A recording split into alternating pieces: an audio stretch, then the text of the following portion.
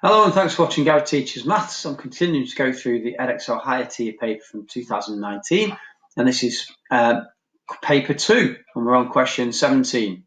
So this is a question about ratio. We're given that a bag contains some cubes some of which are small and some of which are large, and they also are either red cubes or yellow cubes. We're given the ratio for each of those. So we're told the ratio of small cubes to large cubes is 4 to 7, and the ratio of red cubes to yellow cubes is 3 to 5. So we've got to first of all explain why the least possible number of cubes in the bag is 88. So what we can see is we've got to have a whole number of cubes, which means that if we add this ratio together, we get 4 plus 7, which is 11.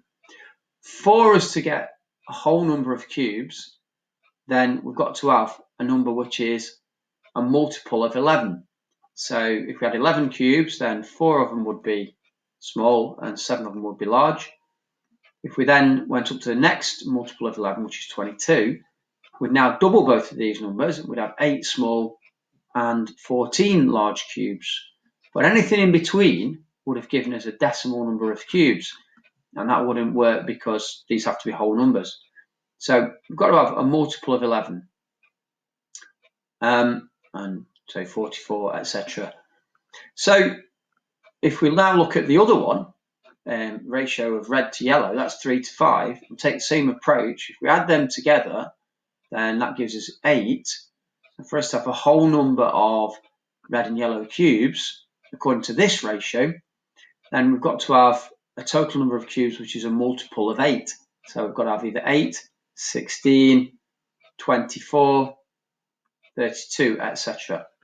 So we've got to find the smallest number which fits both of these, and it's the lowest common multiple of 8 and 11 rather. And what that means is it's the lowest number that's in both the 11 and 8 times table. So we're looking for what's called the LCM of 8 and 11. And in this case, we can find that by multiplying both of these two numbers together. So if we multiply them both together, we get 8 times 11 is 88. And that's the least possible number of cubes in the bag, such that we would have a whole number of cubes.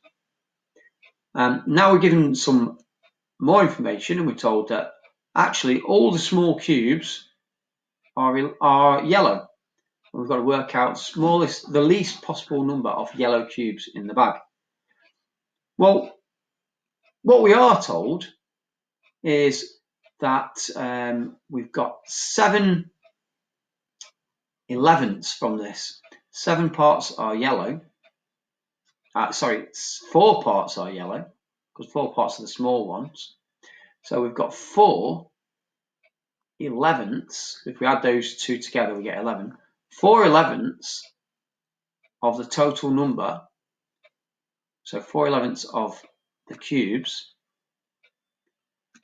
are small, which means they're actually yellow. So 4 11ths of the cubes are small yellow cubes. And actually, that total number of cubes was 88. So in fact, it's 4 11ths times 88. And so what that gives us is, if we divide the 11 into the 88, we get 8. And so that gives us 4 8s is 32. So we've got 32 small yellow cubes. Now, then, if we turn our attention to the other ratio, we're told the ratio of red cubes to yellow cubes is 3 to 5, which means we've got 5 eighths, because we have to add the 3 and the 5 together. 5 eighths of the cubes of the total number of cubes are yellow. And that would be either small or large yellow cubes. So we know again that the total is 88. So 5/8 times 88. Cancel the 8 with the 88, and that will give us 11 there. So we've got 55 yellow in total. Now, because that's, so I'll just say in total there. And because that's the yellows which are either the small or big cubes, then if we subtract the small cubes from the total yellow cubes, we'll get the large yellow cubes. So large yellow will be given by 55 minus 32. And so we get 23 is the least possible number of large yellow cubes in the bag. And that's it. So I hope that's been helpful to you. If it has, please like our video and subscribe to our channel. And for more help, visit our website, which is bestmathstutors.co.uk, and is appearing in the top left of the screen just there. Thanks for watching.